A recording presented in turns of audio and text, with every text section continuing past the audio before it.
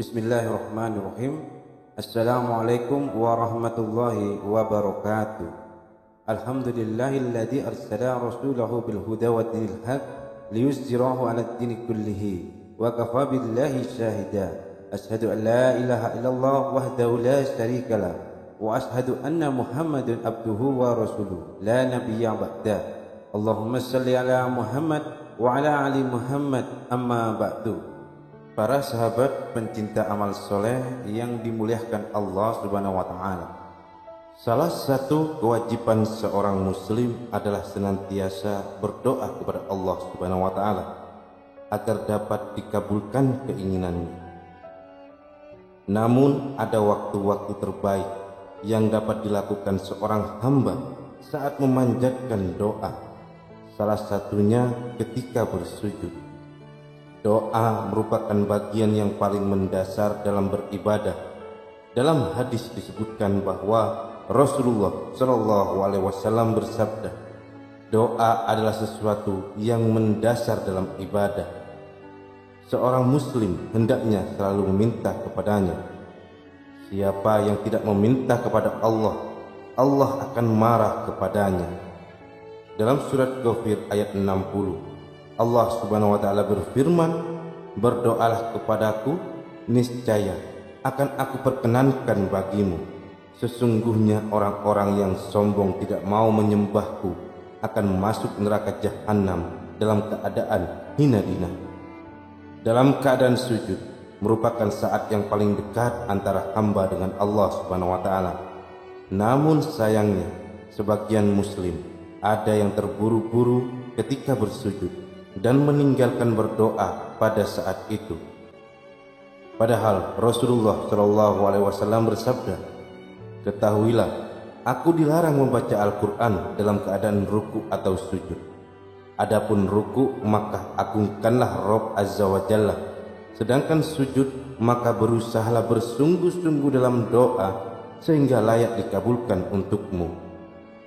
Maka dari itu, pada kesempatan yang berbahagia ini, saya ingin menyampaikan sebuah kisah nyata tentang bacaan doa pada zaman Rasulullah Shallallahu Alaihi Wasallam, di mana ada seseorang yang berdoa dengan doa ini di waktu sujud terakhirnya, dan doa ini ternyata dapat mengguncang langit, dan seketika itu doanya terkabulkan.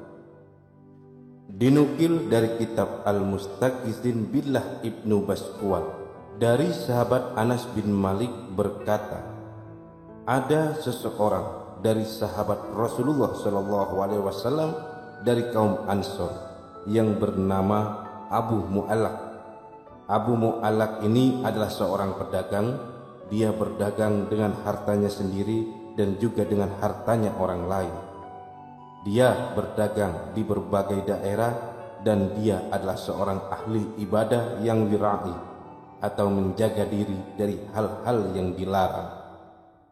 Suatu ketika ia keluar untuk menjalankan usahanya, namun di tengah perjalanan ia dihadang oleh perampok dengan pedang terhunus di tangannya.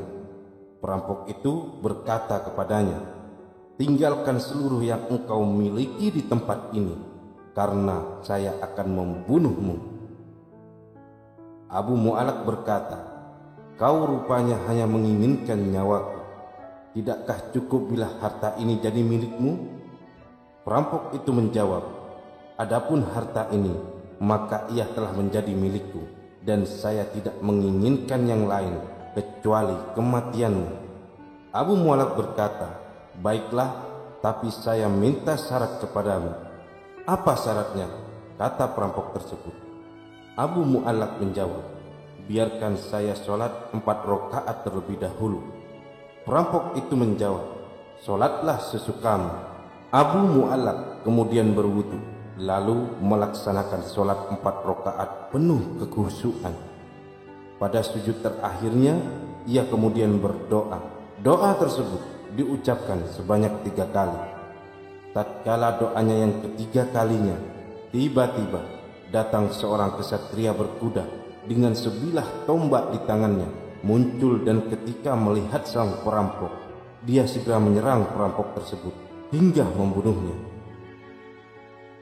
Ia kemudian mendatangi Abu Mu'allaq dan berkata padanya, "Berdirilah."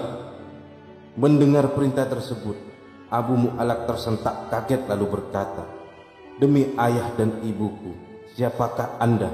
Sungguh Allah telah menolongku hari ini melalui tangan Anda." Kesatria berkuda itu berkata, "Saya adalah malaikat penghuni langit keempat. Tatkala engkau memanjatkan doamu yang pertama, maka terdengarlah guncangan pintu-pintu langit. Ketika engkau mengucapkan untuk yang kedua kalinya, maka getaran doa itu pun terdengar oleh penghuni langit. Dan ketika engkau mengucapkan untuk ketiga kalinya, maka dikatakan padaku bahwa itu adalah doa hamba yang sedang dalam kesulitan.